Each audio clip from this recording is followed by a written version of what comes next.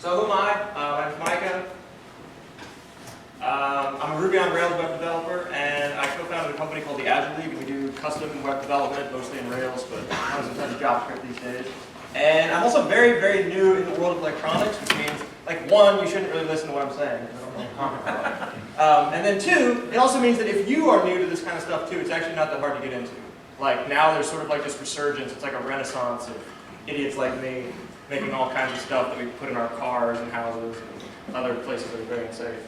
So what we're going to do, we're going to talk about why would you do something yourself, what are some good and bad DIY projects. Arduino and Raspberry Pi are probably the two things that you've heard the most about, so what are they for? A little bit about Internet of Things, and then finally, how would you use JavaScript with this stuff? So first of all, who out here owns an Arduino or a Raspberry Pi? Raise your hand. Okay, now who has done something useful with it? That's good. That's usually it's like a lot of hands go up and then they all go down because everybody's got one like in a drawer somewhere thinking like I'll do something cool with this someday. So, anyways, usually anytime I give this talk, I'm in a room full of experts that know a lot more than me. So please speak up. Like if I say anything you disagree with, or if you've got more information about it, please don't even raise your hand. Just yell at it. I like that. So, why would you do it yourself? What are you going to do? Why would you pull out an Arduino and do something for yourself? Well, this is why I did it. So this is a Halloween setup that I did last year. So you can see me, I always wanted to be that guy at Halloween. The one that had the house that everybody talked about. And so I just decided I was gonna, I'm in the coffin, my wife's there, and I was gonna spring out of the coffin and scare a bunch of kids, and I wanted to catch it all on film. And I did. I got over 700 photos, and I trimmed them down, and they came down to about 250. Now you see, not everybody's crazy scared. Some of them are happy. Most of them are pretty terrified. But yeah, people are laughing. And then this is this year. So that was last year, and then this is this year. I wanted to do the same thing. So I wanted to do like just a standard bit of hand in the candy bowl. Like, so the kids would come up and they would go for candy, and I would come out and scare them. I mean, yeah, look at that. There's pure terror there. Now, yeah, he's nearly horizontal. Like, did he recover? Yeah. And she even knew I was coming. Like, her son, I got her son, and then he was like, "Can you scare my mom too?" And I was like, "Yeah, sure, send her up." So there we are in year one, and the secret weapon here is the Arduino. You can see my wife right there holding the switch in her hand. And it's the same thing in year two. My secret weapon was an Arduino. And basically what I had was, she had the switch, the trigger in her hand for the coffin. And I was in the coffin, and there was like an LED in there.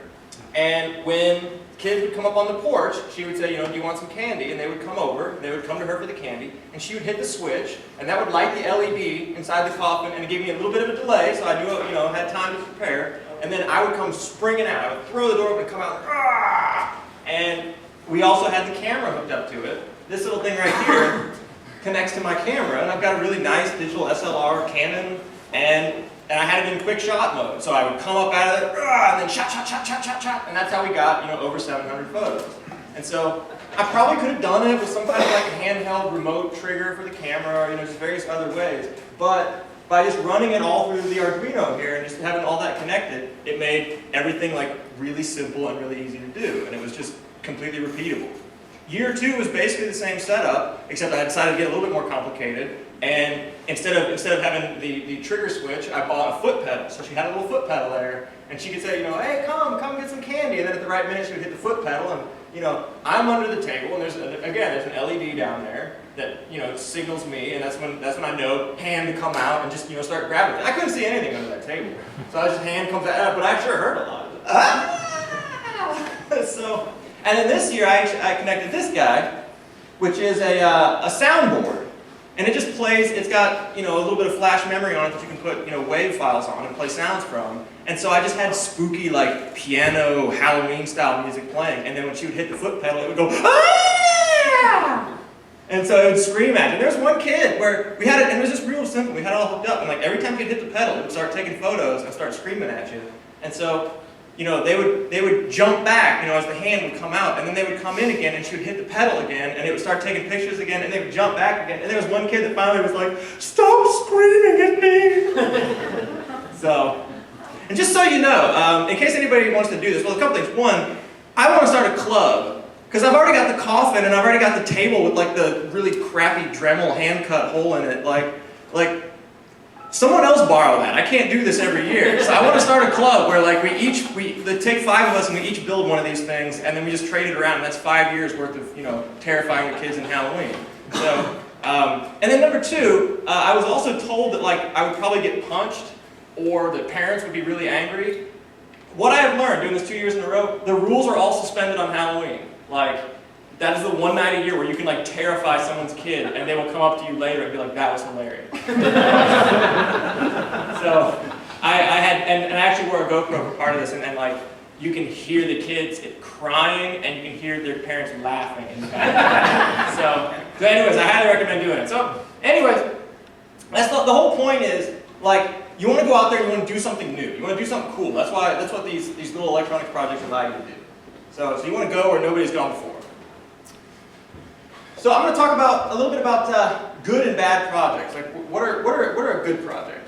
And I'm going to start off with the bad. And this one, I got to be clear. Like this thing's really cool that this guy made. This is his Arduino controlled remote control light switch. And basically, and so there's a video on YouTube of this thing. And like to be clear, this guy's way better than me at any of this stuff. He's just coming at it from an angle that I sort of like fundamentally disagree with. Like the idea being, I'm going to turn the lights on and off with my Arduino by moving the switch, like physically moving the switch. And so the way this thing works is, you know, he's sitting there and he's got his phone and he's like, he pushes a button on his phone and like, you know, the LED goes on and the thing goes, and like moves the thing up, and then he pushes the other button, move the thing down. Like, it's really cool. It's really cool, but in my opinion, it's like the wrong approach. And so I would like, you know, I would say that's the same as, who has a Nest, like a Nest thermostat? That's like the idea of the Nest, the Wi-Fi controlled thermostat. I mean, like, I'm going to change the temperature of my home, and like an arm comes out of the wall, and then like grabs the thermostat, and then turns it, and then like recedes back into the wall. Like, no, there's better ways to do this. So this guy, I mean, he custom 3D printed like, you know, this plastic thing. It's really cool. Like, it's a really cool device. But it's just like, do you really want one of these hanging from every light switch in your house? Like, is that really home automation? Is that how we do this? So a couple things that are just sort of, you know, bad. These are red flags, like right up front. So if you look at something and you're like, I'm going to save some money, you know, I'm going to go out there and I don't want to buy this thing. There's this thing I can buy, but I don't want to buy it. You know, a perfect example is like the you know, the home alarm system. Like, I'm not going to go buy an alarm system. That's too expensive. I'm going to make my own. Boom, red flag. You're about to spend about 4 times as much and have a home alarm system that probably, you know, alarms every time you do something. Like, you know, and so another one is like the FITBIT. Like, Fitbits are kind of expensive. So somebody's like, you know, I'm going to make my own Fitbit. So this is what you get, you know, if you try to DIY your own Fitbit. Like, it's actually really tough to miniaturize these things and make them, you know, low power. And so the Arduino, you know, the smallest Arduino board you can get is about that big. Like, and that's the entire size of like the smallest Fitbit you can get. So the point is, if you're trying to save money, it's just not going to work. Like, if there's something out there that does it already, just buy it. Just buy whatever it is. Don't build it yourself. So you know, in a quick search of Kickstarter, you will find 8 trillion different things that have been kickstarted. Like, the trick there is finding ones that actually exist. They're not just sort of like Kickstarter dreams. So another bad thing is things that are mission critical. And I would define mission critical as anything your significant other would get enraged by when it stops working. And so this is another example of like something really, really cool that somebody has done. And this is an Arduino controlled deadbolt. Like, and so, you know, from the phone, you know, you can push the button and it's got this little, you know, actuator here that rotates and, you know, locks the deadbolt. And there's 2 little buttons. I mean, at least they went so far as to be like, okay, we're going to actually need some manual control here in case things go horribly wrong. So you can hit these buttons, and like, it's done really well. Like, it's even got its little alarm where if the door is not fully closed and the deadbolt can't fully engage, it starts beeping at you. And so like really, really well done. I mean, we got a USB cable here. Like, there's so many ways this could go wrong. And so anything where you're like, oh, I'm going to build this really cool thing. Like, I'm going to build this way to like remotely unlock my doors. Like, there was once when I built this like, Linux Myth TV. It's sort of like a TiVo replacement thing. And I just remember being on the phone with my wife, being like, no, you need to reboot it.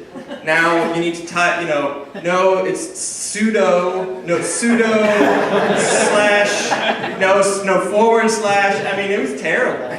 Like, so anything that's like in your house that like you use on a daily basis, like do not.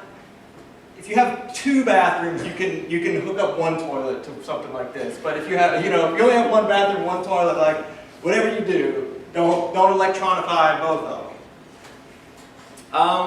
This is another one. Pretty much everything you do with these things will end up looking like a bomb. Like, it'll look like that guy over there on the right, just like the red wire, the green wire. It's going to have that stuff all over it. And so this is actually, there's a charity that I'm involved with that they're a water charity based in Africa. Well, not based in Africa, they're based in New York City. They do like water projects in Africa and all over the world. And their symbol is this jerry can, because that's what people in a lot of countries use to carry water. And I had this idea for like a charity fundraiser thing where I could like have one of these as the symbol and have like a QR code on it or something like that. And you scan the QR code and you can like donate money and then have like, this thing's called a 7-segment display, and have that display how much money had been raised in the fundraising campaign. So imagine one of these on this with wires going into the thing. Yeah, like that. I mean, that is a bomb. Like, that is exactly what it looks like. And so, if anybody remember this? Like, they made these light brights and they put them up on, I think it was Boston. Yeah, they put them up on bridges, like, and the Boston train was going over. And it's a huge bomb scare. And that was just light brights. So anything you make with an Arduino is gonna, it's gonna have wires and stuff going everywhere. And I mean, they do look like a bomb. So be real careful. Like, it's a good use of like 3D printing so that you can encase all of that like really suspicious looking stuff in a non-suspicious box. So that's the bad stuff. What's the good stuff? So why would we want to do this? I've told you most of the reason why you wouldn't want to do it. Well, the good stuff is to just make things that they're just not out there, that nobody else has really done. And so here's a really cool example. This guy's into model rockets, and he wanted to build his own like model rocket launch system. And Arduinos and Raspberry Pis and stuff, that's perfect for these kind of things. Where you want to have like little switches and buttons and all sorts of things that are then connected to some interesting output. So he can have buttons and switches and like these little missile command switch things, you can buy those for like $1. They're all over the place. They're fun. I've got like 10 at home. So I even on my little, like the Halloween project thing, I put one of those in there. So I was like, all right, now here's the kids, flip the switch, let them know. So anyways, the good thing is to like just build stuff that's never been done. And so here's a few things, a few areas that are like indicators of what will be a good project. So one of those is something that's extremely custom. Like there's something out there that kind of does it, but you're trying to do something even more custom. So a good example here is like, you're not going to beat FITBIT when it comes to tracking steps. But what if you want to track, what if you theorize that like I take 10 times as many steps with my left foot as my right foot? Like, you're just not going to be able to do that with anything out there on the market. Like, I doubt that's true, but maybe you want to know. Like, maybe you're really into skipping or something like that. I don't know. But so when there's nothing out there that does what you're trying to do, like that's a perfect opportunity to like just make it yourself. So the other one, this is probably my favorite, is props and cosplay. Like, if you go to Dragon Con a lot, and you want to have like the coolest costume, and you want to have, your Vader mask that has like, you want to be able to, do a thing and like gas comes out of it. You've got like compressed air and all this other sort of stuff. Or this one right here. Like, anybody got Fallout 4? Got any, fans here? Like, this is a Pip-Boy. This is a working Pip-Boy that somebody made. And what they did is that the screen is actually a phone. It's like some sort of Android phone. But all these buttons and the knobs and stuff, those work. But it's really tough to connect a knob or a button or anything like that directly to a phone. So they've got an Android, they've got an Arduino, and the knobs and dials and everything are connected to the Arduino, and the Arduino is connected by a USB to the Android phone. So you can turn knobs and have all that essentially be converted into USB signals to this little, Pip-Boy program that's getting made. So props, cosplay, Halloween displays, you know, all that kind of crazy stuff. Like that stuff's really custom, and it's perfect. And this sort of you know, electronic stuff is perfect for it. So another good aspect of it, or good area, is when you want to separate input and output. Where there's something out there, there's an off-the-shelf component that kind of does what you want, but in some sense it does too much. Like they package everything up. And so FitBit's a good example. So you were saying that he wants to track his heart rate and compare it to the temperature in his house. Like he wants to know, like, you know, it's correlation causation stuff. Like, maybe as the temperature rises, my heart rate goes up. Maybe it does, maybe it doesn't. Who knows? But it'd be fun to plot those two against each other. Getting that kind of information, you know, your Fitbit or your Apple Watch, these kind of things, they're tracking that. But sometimes actually getting that data is just a pain in the butt. Like it'll show you, you know, your Apple Watch will have a nice little EKG, you know, blip, you know, it'll show you all this stuff. But you're like, I want a CSV of this. You know, I want this in a database somewhere. I don't actually want it in this, you know, handy-dandy display that they've got. And so what you want to do is you want to separate the input and the output. So, for example, you know, breathalyzer. I actually bought one of these off of one of these electronic sales sites. It didn't look like that. It's just a tiny little sensor that's an alcohol air sensor. So we want to separate. So this thing, you blow into it, it'll give you a number. It'll tell you what your blood alcohol content is. But what if instead of blowing into it and get a number, you want to set off fireworks? I don't know why you want to do that, but you could. Like, and so the idea is that you're basically separating the input and the output. You want the input, so the input is the alcohol sensor, and you want to get the number from that. You don't want to see it on a display somewhere. You want that in electronic form, as, you know, an integer, as a floating point number or something like that in the computer that you can then use as, you know, to trigger some sort of output.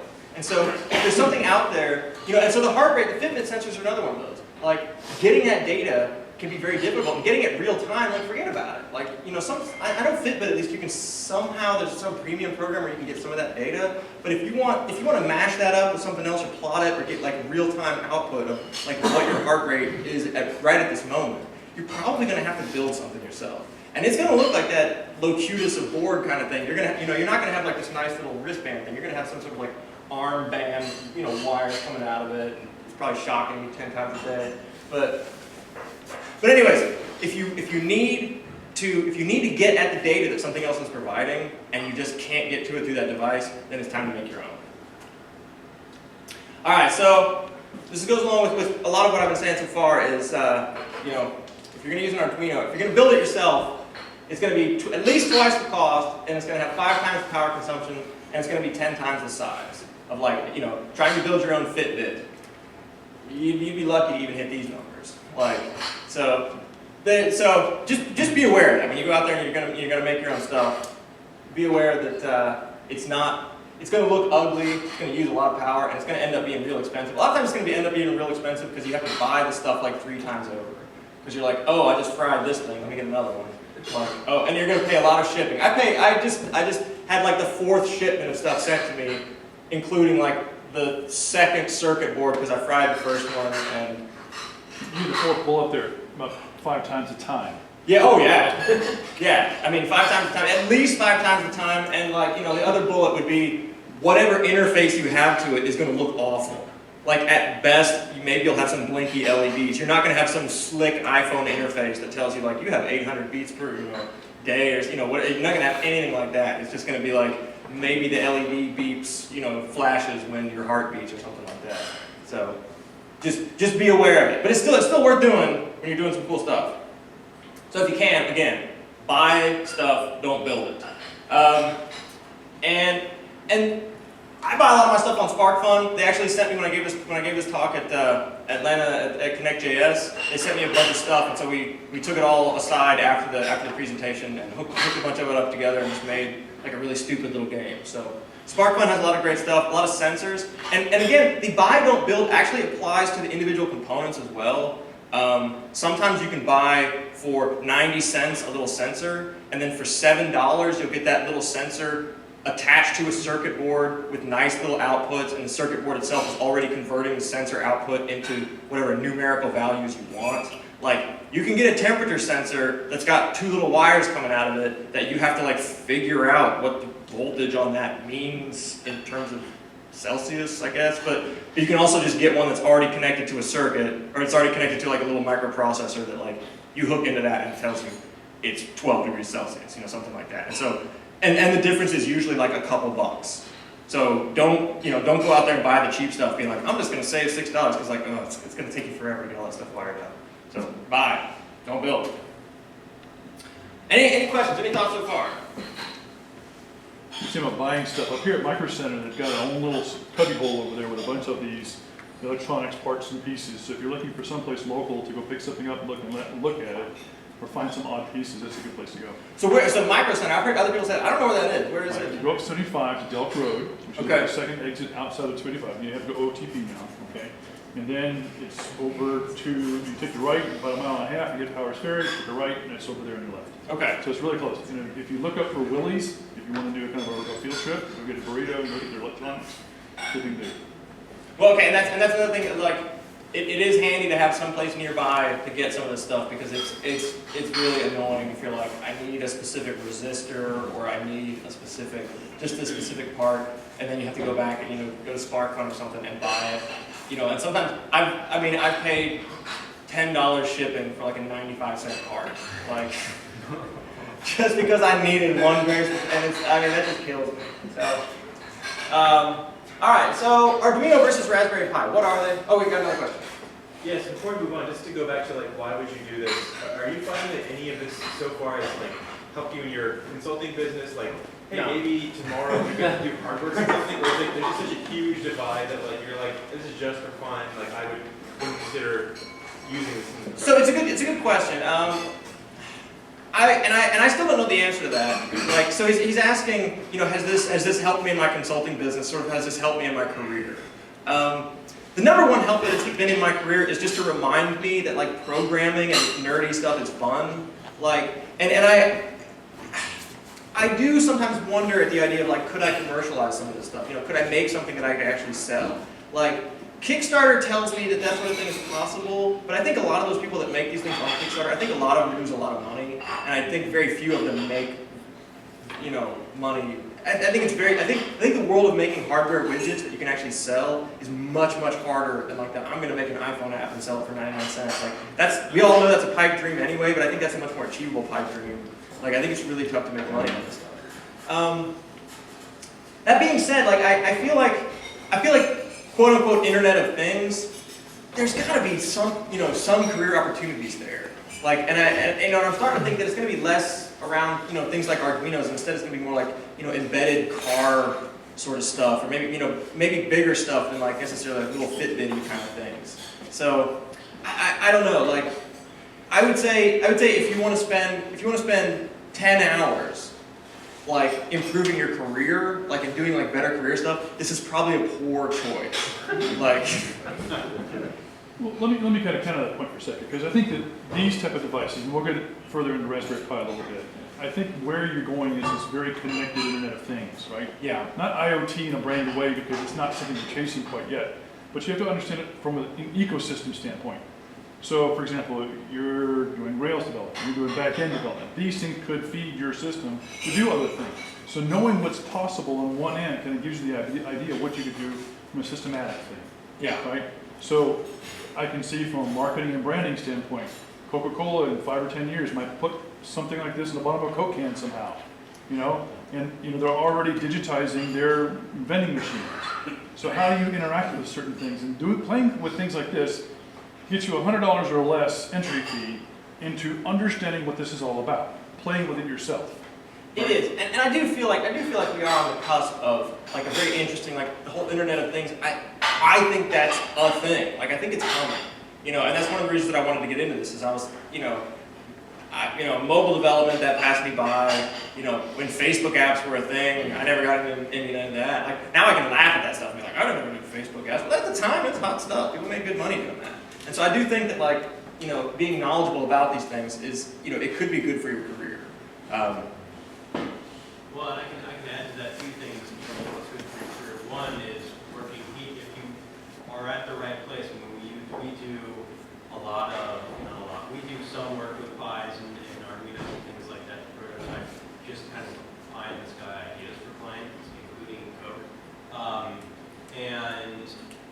so it doesn't necessarily directly translate to a, like, here's the thing, now this is what you're going to do. Sometimes it just provides the client with ideas of like, all right, well, now you have this vending machine or you have this or whatever, and here's an idea we had. And you're not going to build it with Raspberry Pis, but this helps us, like, instead of just scratching out an idea on paper, be able to say, all right, here's a thing, and we built a half-assed version of it, and what it allows people to say, okay, now I can see the vision of what that could be, and then they may run away and take your idea and go do it themselves. I mean, they haven't done that to us, but I've had that happen to me before. Or it may be a project that you work on. It just kind of depends. So we do some of that stuff. So depending on where you are, I know, like, having had my own small business, I couldn't imagine doing that stuff when I had a small business. This doesn't come to me for that. But depending on where you are, you could do it. And the other thing that, like, in terms of making your career better, because I've done some of these things as well, is I'm a front-end developer, and I understood, and I've done some back-end work a little bit on the side, not for commercial projects, but for personal projects. And I never like database indexing, okay, I get it, but it never totally sunk home until I put a Mongo server on a Raspberry Pi with the things so I was collecting the metadata. I'm like, oh my god, this is slow. And then I created an index, and went, oh my god, this is fast. And that, I was like, I get it now. I mean, I got it on paper before, and I got it in reality once I did that. So I think it's not just like, well, maybe, yes, it could totally be not the most productive use of your time for making your career better. But at the other hand, it can kind of help fill in some gaps, or just like I said, make you remember that I do this for a reason, because it's fun when you're stuck in the middle of a shit project and you're unhappy, or you just want it to be over with. I mean, maybe you guys are lucky and that's never happened to you, but I'm guessing that at least some of you can relate to that. You're like, I'd rather just sell people products or whatever. Well, and the last thing I'll say in terms of, like, career-wise, this can help your career because it can actually make you the coolest person at your office. Like, if you work at a place, that, like, sort of lets you goof off every now and then, there's a lot of opportunity for this kind of stuff. Like, I was visiting an office a while back, and they had an issue where they had the office, the number of people had grown quite a bit versus the office space they had. They had one bathroom that had one stall, and that was like a constant thing. Is like, is the stall available? And I was like, man, we hook up an Arduino, we could put like a little sensor on like the stall lock, and we could have like an LED. Like, that would not take that long at all. Like, and you could make like a little sensor for when the stall is locked or open, just an LED lights on and off, and then you just take it from there. You're like, oh, maybe we need to hook it up to the web. Maybe it tweets when someone unlocks it. So I mean, you can really sort of like raise your stature in the office as like, whoa, that person's really into this stuff and they do cool things. Like, and that's the kind of stuff that helps with resumes too. Like, if somebody, if you come to me in an interview and you're like, I helped actualize project goals towards, I'm glossing over instantly, but then when somebody's like,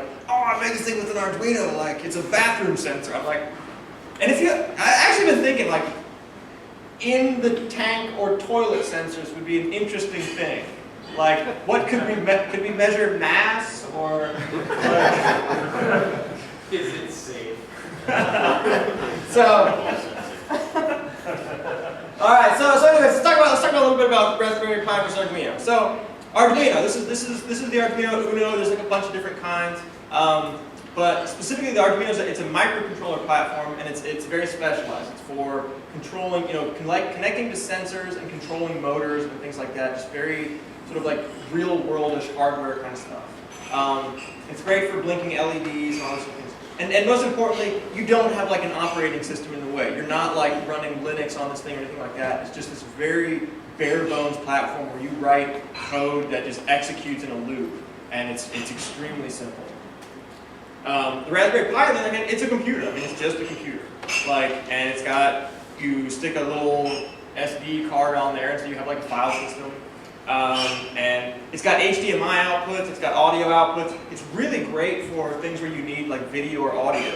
Like, if you're gonna work in an office and you want to have like the monitor hanging on the wall that shows how much dollars you've made in sales today or something like that. Like, Raspberry Pi is great for making those kind of like standalone, standalone displays or anything that has audio or video. It also has GPIO, which is this guy over here, this thing here. Just stands for general purpose input output, and there are little pins that can send signals, and so you can hook those up to other things. That's generally how you connect things like the Arduino and the Raspberry Pi, is by connecting the GPIO to something else. So, and there are, you can use whatever language you want. Since it is just a regular computer, you can use, JavaScript. A lot of stuff on the Raspberry Pi is on Python. There's a lot of Python stuff for it. But yeah, and then there's various JavaScript things too. So my general rule is use the Arduino if you can, and the Raspberry Pi if you can't.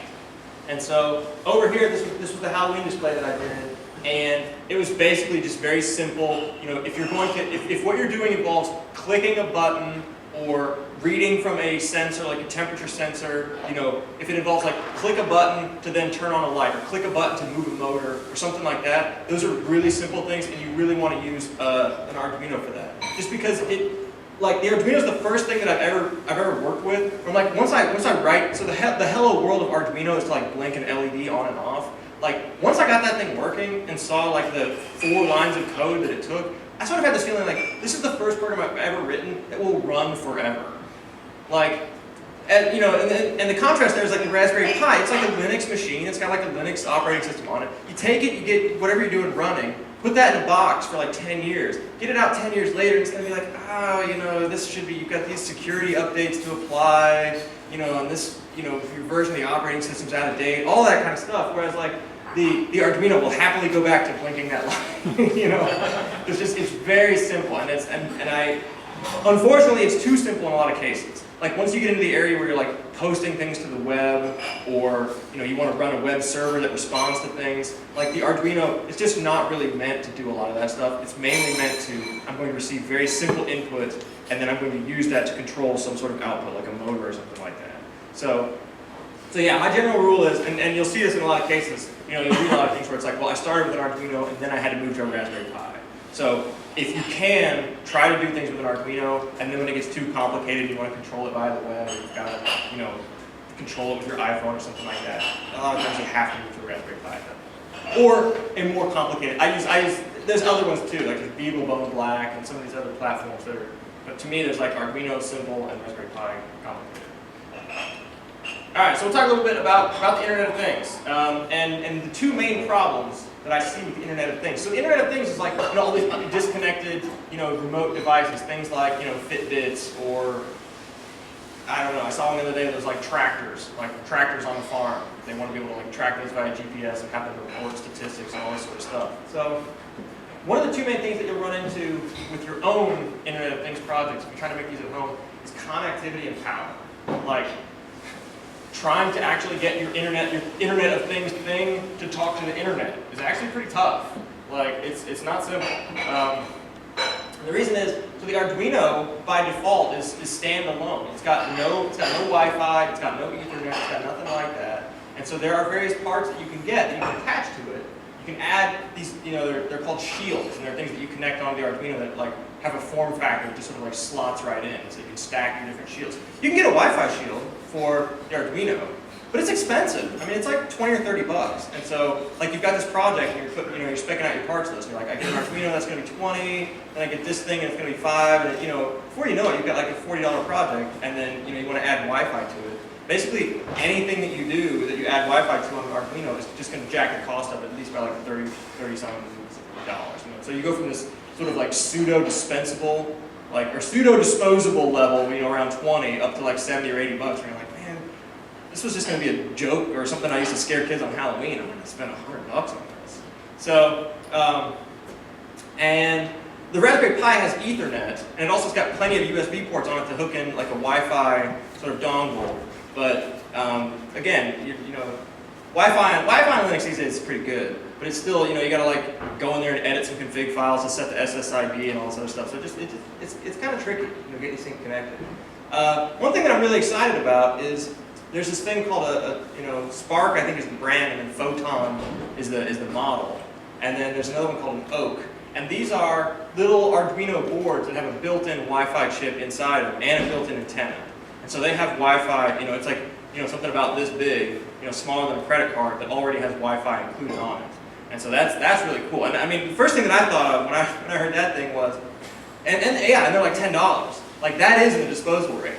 That is in the range where you could build something, take it with you to the coffee shop, like throw it behind something where nobody will see it, and since it's got Wi-Fi, like, I don't know if it still does it, but like iPhone, like AT&T iPhones are pre-programmed to connect to any network that declares itself as ATT Wi-Fi.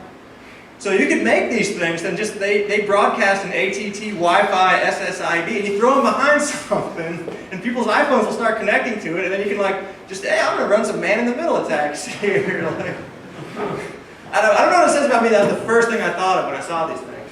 Like, but yeah, so there's, you know, we're getting to the point now where some of these like really small things, like you can make your own, like basically disposable things. Like, you know, for 10, 15, 20 bucks, you can build like a little disposable device that, you know, you can take out somewhere. As long as you've got Wi-Fi connectivity, you can throw this thing behind a planter. You know, you can drill a hole in your wall and drop it in there or something like that. Like you can, you know, we can start to have these sort of like true Internet of Things, you know, for fairly cheap. But the other problem that you're going to run into right away is power, like powering these devices. Like, and this is the area where I've had the most confusion. Like coming from the software world, I don't know anything about volts or amps or amp hours or ohms or any of that stuff. And like, I have to go back and read like Ohm's law, you know, over and over and over. If you've got some engineering background, like, your life would be a lot better here, because it's very confusing. And a lot of the stuff that you buy is powered by 5 volts, and then they say, well, this one's powered by 12 volts. Well, sometimes you can get away with 9 volts. And you know, oh, and these guys are low power, they're 3.3 volts, but they're 3.3 volts, and they pull, you know, 20 milliamps, and I immediately get confused.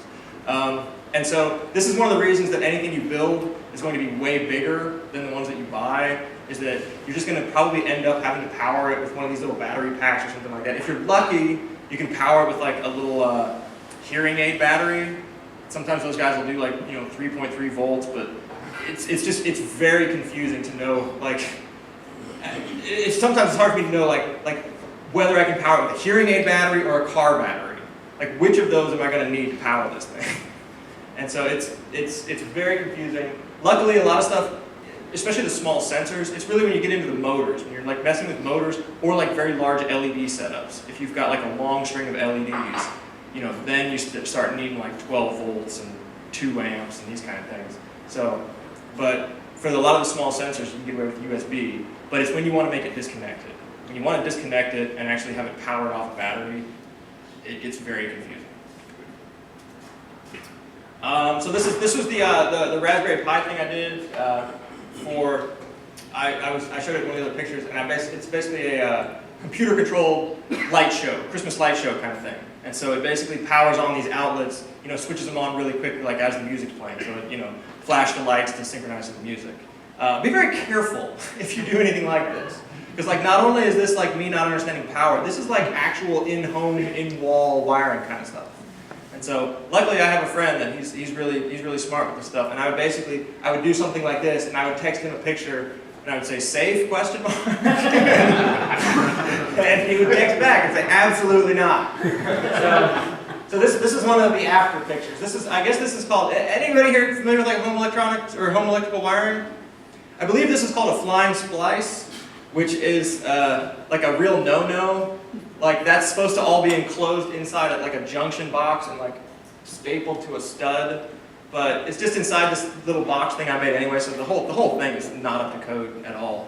But I did survive, so I did survive. But just be very careful, especially if you're doing anything that involves like actual electrical wiring. Most of the times you won't be. Most of the times you'll be messing around with like 5-volt DC, you know, connected to, you know, just a small battery or something like that. All right, so the reason I'm here is because sometimes we want to connect to this stuff and control with JavaScript. So how do you use JavaScript to control these things?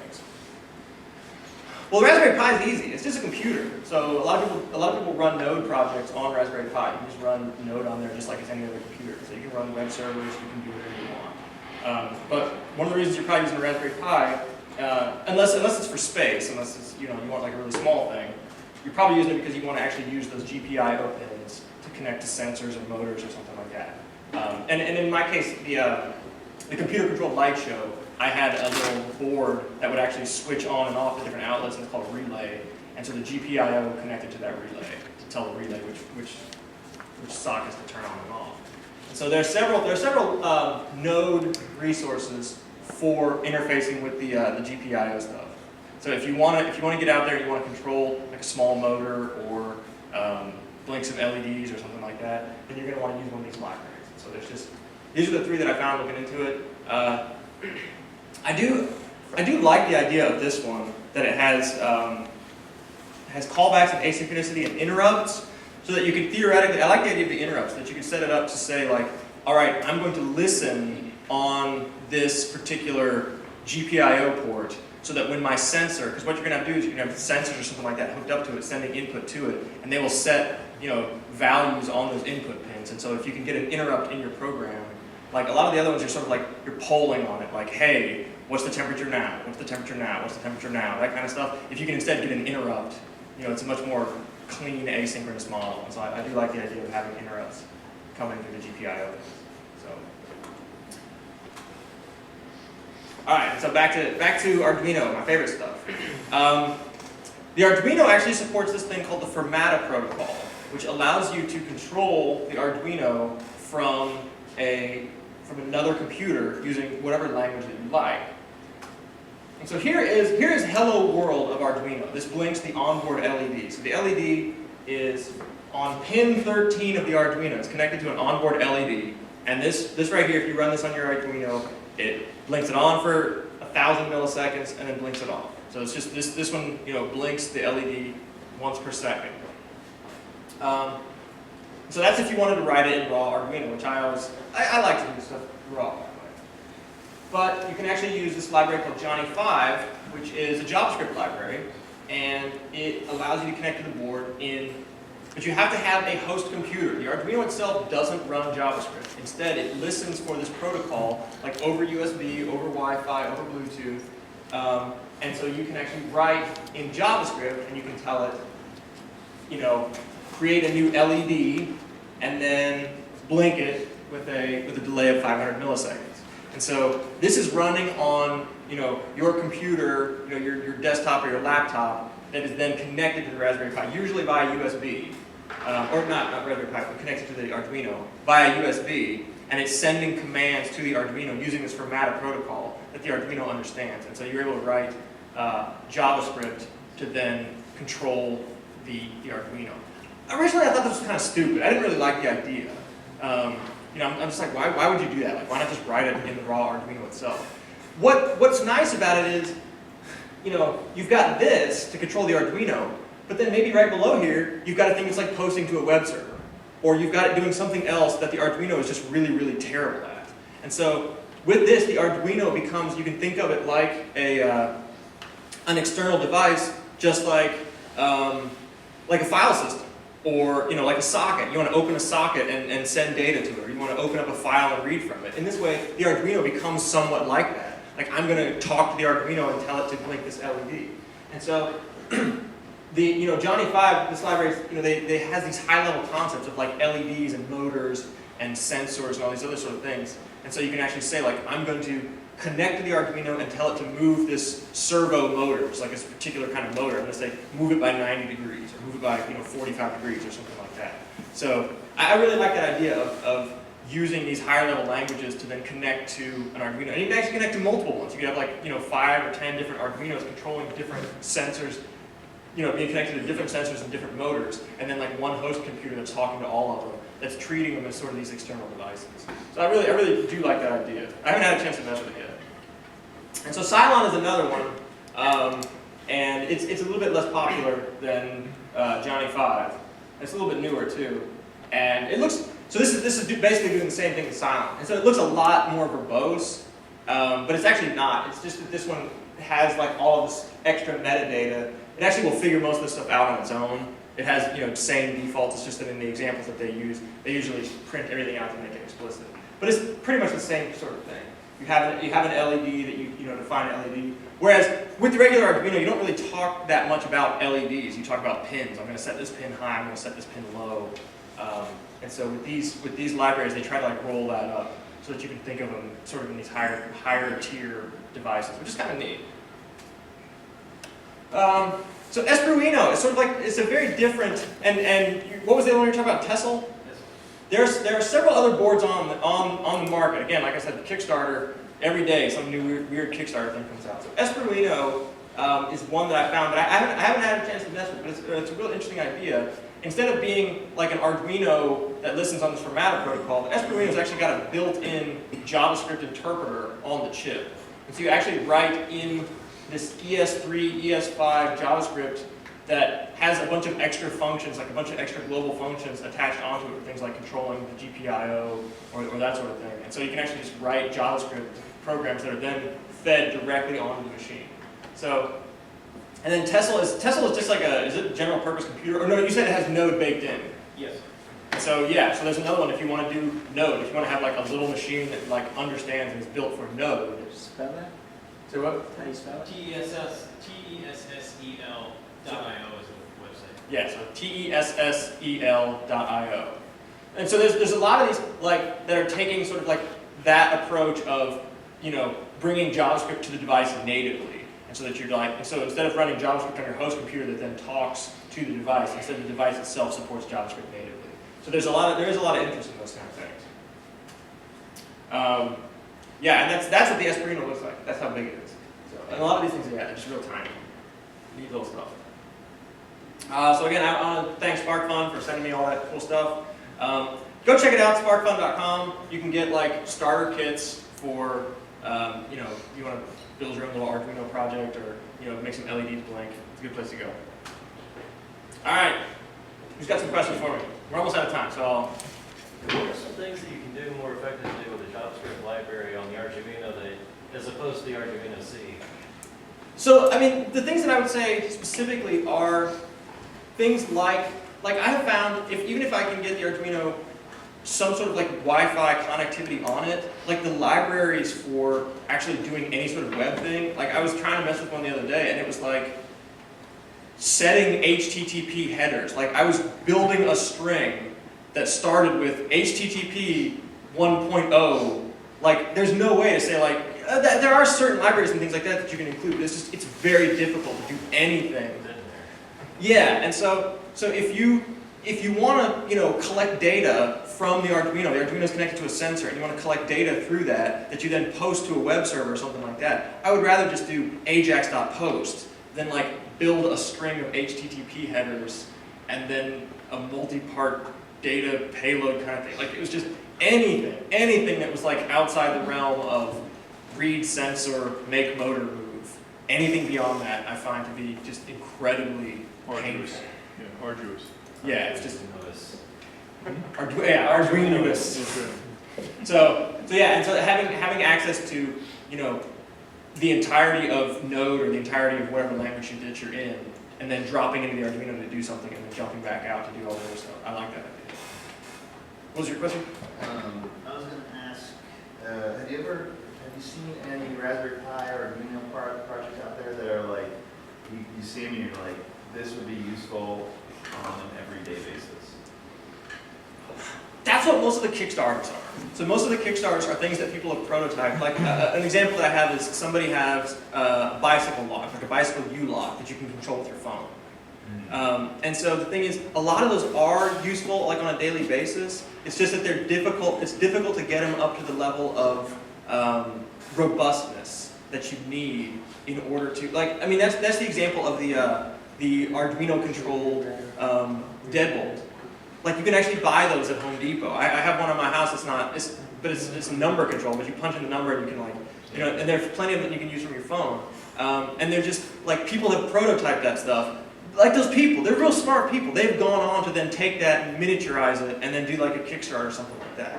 So that's a lot of the cool Kickstarter stuff that you've seen comes from people prototyping the stuff in their basement and then deciding like, this is actually really useful. Like, and I've spent the, you know, hundreds of hours writing all the programming to make this thing actually, you know, if it disconnects, it correctly reconnects and error conditions and all that kind of stuff. So that's what I would say is like, it's rarely will you see anything that's actually built by hand from an Arduino, but what you are seeing like with things like FITBITs are somebody was experimenting with that, with these kind of things. So, did that answer your question? Yeah, definitely. Any other questions? Anybody that's done anything cool? What'd you do? Escape the room scenarios. Oh, I gotta wrap it up. But oh, like locks and controls and stuff. Automation, audio, video, multimedia, fog machines, buttons, lights, the whole thing. We'll talk some more about it later. But anyways, thanks everybody for listening, and go out there and get some of this stuff.